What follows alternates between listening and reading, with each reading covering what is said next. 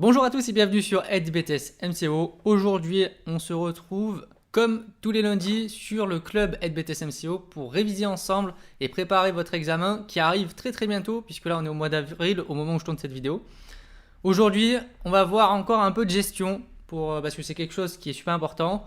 Petit rappel, le club EdBTS MCO, c'est un outil, donc un deuxième site internet que j'ai créé en parallèle de la chaîne YouTube où vous avez plus de 500 vidéos et au total plus de 1000 vidéos, des cours, des exercices, des explications qui sont disponibles. Donc il suffit juste de devenir membre et vous pouvez avoir accès à l'ensemble de la préparation et de l'outil.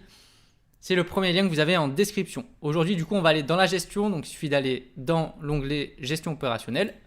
Une fois que vous êtes dans l'onglet gestion opérationnelle, vous pouvez ensuite choisir les thèmes qui vous intéressent pour réviser. Aujourd'hui j'ai décidé de me concentrer sur le compte de résultats. Parce que c'est quelque chose que vous pourriez avoir à analyser ou même à faire le jour de l'examen. Donc, ou tout simplement en annexe de votre sujet, on peut vous mettre un compte de résultats et vous allez devoir faire différents calculs à partir de ce compte de résultats. Donc c'est important de savoir comment il est constitué, qu'est-ce qu'on retrouve comme élément à l'intérieur et quel calcul on peut faire avec. Donc vous allez dans le thème 6 sur le compte de résultats. Une fois que vous êtes dans le thème, après vous avez différentes vidéos sur le compte de résultats et tout ce qui est lié, donc les soldes intermédiaires de gestion, etc. Là, on va aller du coup sur le cours juste ici pour savoir comment est-ce qu'on fait un compte de résultats et comment est-ce qu'on le comprend. L'objectif du coup de ce cours, c'est de réussir à comprendre et à créer ce type de tableau que vous pourriez avoir. Donc, on va voir les différents éléments qu'il y a à l'intérieur parce que vous voyez, il y a plusieurs colonnes, il y a plusieurs intitulés à l'intérieur, il faut comprendre ce que c'est. Déjà, la base que j'ai envie de dire, c'est un peu comme le bilan comptable. Il faut qu'à la fin, de part et d'autre du tableau, donc c'est un tableau qui est divisé en deux. D'un côté, on a les charges et de l'autre, on a les produits. Il faut que ce tableau-là, de part et d'autre, ce soit égal. Donc vous voyez qu'à la fin, le total général des charges, c'est 791 730 et le total des produits, c'est 791 730 aussi. C'est ce qu'on appelle un équilibre qu'il y a entre ces deux parties. C'est un moyen très simple de savoir si vous avez fait juste. Si déjà de base, quand vous faites votre compte de résultat, vous vous apercevez que le total en bas, il est faux, il n'est pas le même d'un côté et de l'autre, c'est qu'il y a forcément une erreur à l'intérieur de votre tableau. Qu'est-ce qu'un compte de résultat? Donc déjà, c'est un document qui est obligatoire à fournir pour l'ensemble des entreprises en France et qui permet d'avoir une vision de l'activité de l'entreprise sur une certaine période. Donc souvent, c'est sur une année complète, ce qu'on appelle une année d'exercice. C'est pour ça que là, on a l'exercice N qui est à ce niveau-là, c'est l'année de l'entreprise qu'on va étudier dans notre cas. L'objectif de ce compte de résultats, c'est bien sûr déjà de voir quels sont les résultats à la fin de l'entreprise. Vous voyez, on a une colonne à ce niveau-là, résultats de l'exercice, avec soit d'un côté, on a des bénéfices, soit de l'autre, on a des pertes. En l'occurrence, dans notre cas, on a une entreprise qui est bénéficiaire. Elle a fait 248 215 €, ce qui est plutôt pas mal. Le compte de résultat permet d'identifier les différentes charges et les différents produits pour savoir est-ce qu'on ne peut pas optimiser certaines charges ou quelles sont les charges aujourd'hui qui pèsent très lourd pour l'entreprise et sur lesquelles on pourrait agir à l'avenir pour optimiser les résultats. Donc pour remettre un peu dans le contexte, donc là vous voyez on a un bilan comptable. Vous pouvez aller voir le cours à ce niveau-là, vous avez un lien directement vers le cours.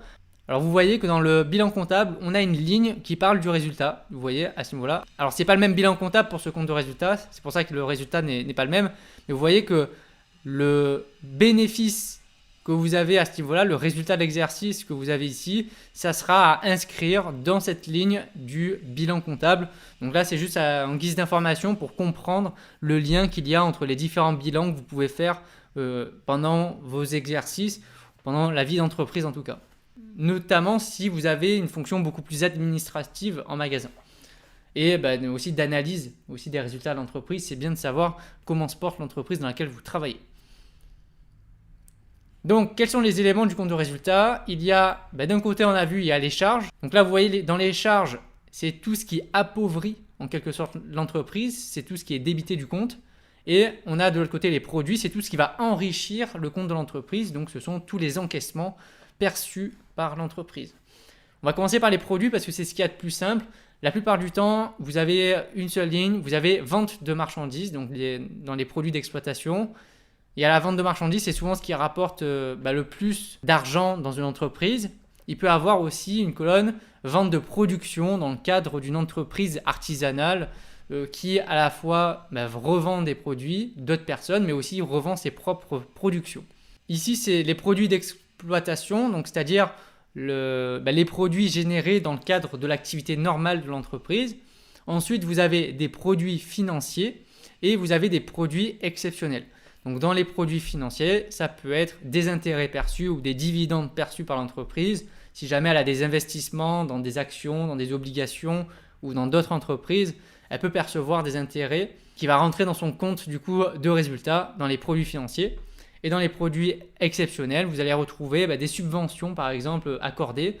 Des fois, il y a des communes qui accordent des subventions supplémentaires pour des actions sociales menées par les entreprises ou tout simplement pour être venues s'implanter dans le territoire de la commune.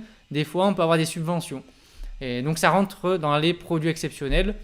Pareil, si vous revendez du matériel, donc c'est pas quelque chose que vous avez l'habitude de vendre, donc ça rentre pas dans les produits d'exploitation, ça va rentrer dans les produits exceptionnels puisque exceptionnellement vous avez vendu du matériel qui vous appartenait parce que vous n'en avez pas forcément utilité. Dans le compte de résultat, vous avez du coup charges et produits, donc une division dans ce sens, et après vous avez une division dans l'autre sens, c'est-à-dire que là on a les produits d'exploitation, à côté on a les charges d'exploitation, on a les produits financiers, on a les charges financières, on a les produits exceptionnels et on a les charges exceptionnelles. Dans la même logique que les produits, dans les charges d'exploitation, ce sont les charges qui sont dues dans le cadre de l'activité normale de l'entreprise.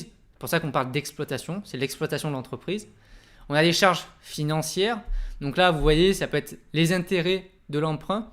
Donc si jamais l'entreprise a investi massivement dans du matériel ou dans des brevets ou dans de la technologie, elle a peut-être contracté un crédit, un prêt. Ce prêt-là, il faut le rembourser et en plus, il faut payer des intérêts. Donc du coup, charges financières. Dans les charges exceptionnelles, ça peut être des amendes aussi. Donc a priori, une entreprise n'est pas censée recevoir des amendes quotidiennement. Ça peut arriver dans des conditions exceptionnelles. C'est pour ça qu'on les met dans des charges exceptionnelles. Ou si jamais il y a une charge liée à un sinistre. Donc c'est un sinistre, heureusement, ça n'arrive pas tous les jours. Donc on va rentrer ça dans des charges exceptionnelles. Ensuite, dans les charges d'exploitation, du coup. Donc ça, j'ai gardé le pavé le plus important pour la fin parce que c'est un gros pavé, c'est là où il faut bien comprendre tout ce qu'il y a à l'intérieur. Comme pour les produits d'exploitation, la majorité des frais d'exploitation, ça correspond à l'achat de marchandises. Vous voyez, on a acheté pour 430 000 euros et on a revendu pour 786 000 euros. Donc ça, c'est l'achat de l'ensemble des marchandises qu'on a vendues notamment ou qu'on a stockées dans notre entrepôt. Donc c'est pour ça qu'on a aussi le paramètre de variation des stocks qui rentre en compte dans l'exercice. Donc là, en l'occurrence, on a moins de stocks sur l'exercice N par rapport à l'exercice N-1. C'est pour ça qu'on a un chiffre qui est négatif. Ensuite, on a les autres achats et charges externes. Donc là, cette ligne, ça correspond à l'ensemble des frais de fonctionnement d'une entreprise. Il faut payer l'eau, il faut payer EDF, donc l'électricité, le chauffage. Il faut payer des fournitures.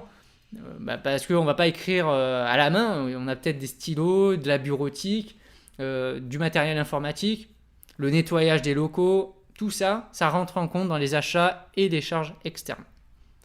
Ensuite, on a les impôts et les taxes, les versements assimilés. Donc là, on a la TVA, on a l'impôt sur les sociétés, on peut avoir des droits de douane. Enfin, il y a plein de types d'impôts et de taxes qui peuvent rentrer à l'intérieur. Après, vous avez souvent une grande partie aussi des charges de l'entreprise. Ce sont les salaires et les traitements. Donc là, c'est tout ce qui concerne les salaires fixes et les salaires variables des employés. Juste en dessous, on a les charges sociales, puisque quand vous payez un salarié avec un certain salaire net, derrière, vous savez qu'il y a un salaire brut et en plus, il y a aussi des charges patronales qu'il faut prendre en compte.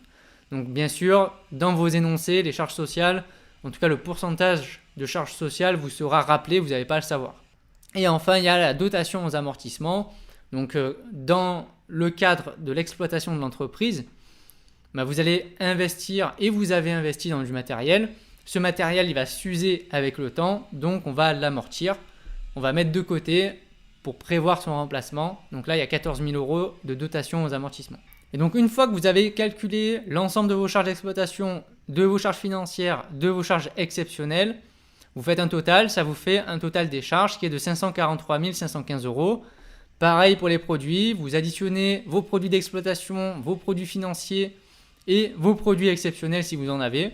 Ça vous donne le total des produits. Et là, vous voyez qu'il y a une différence du coup entre les deux. heureusement qui est plutôt bénéficiaire pour l'entreprise puisqu'elle a encaissé plus d'argent qu'elle en a dépensé. Il va falloir remplir la dernière case. Donc le résultat de l'exercice, vous voyez, vous avez la même case d'un côté ou de l'autre. La seule différence, c'est que vous voyez, il faut équilibrer le compte de résultat. Alors soit on le met à gauche et dans ce cas-là, c'est un bénéfice. Vous voyez, 791 730 moins 543 515, ça vous donne bien 248 215. On va le mettre là. Par contre, si les charges étaient supérieures à vos produits, ça aurait été une perte et donc on l'aurait mis là pour équilibrer le compte de résultat. Et donc en mettant notre bénéfice ici, ça nous permet d'avoir 791 730 euros et donc d'équilibrer le compte de résultat. Ça c'est important, c'est l'équilibre entre les charges et les produits. Donc voilà, on arrive à la fin de cette vidéo. J'espère que ça a été pour vous. Il y a beaucoup d'informations, il y a beaucoup de lignes différentes. Ce qu'il faut bien retenir à l'intérieur, c'est comment est divisé ce tableau. Donc d'un côté les charges et de l'autre les produits, qu'il y a un équilibre entre les deux. Et ensuite que c'est divisé en trois, donc l'exploitation, l'aspect financier et l'aspect exceptionnel. Si déjà vous retenez cette structure-là, il n'y a pas de raison que vous échouez pour bien comprendre un compte de résultat. Alors après, bien sûr, il faut savoir un peu ce que chaque ligne représente. Mais déjà, si vous avez la structure en tête, ça devrait bien se passer. N'hésitez pas à vous abonner pour devenir membre du club EdBTS MCO et avoir accès à l'ensemble des cours. On se retrouve très vite pour une nouvelle vidéo, notamment lundi prochain pour une nouvelle vidéo sur le club. Bonne révision à tous, bon courage, allez à très bientôt, bye!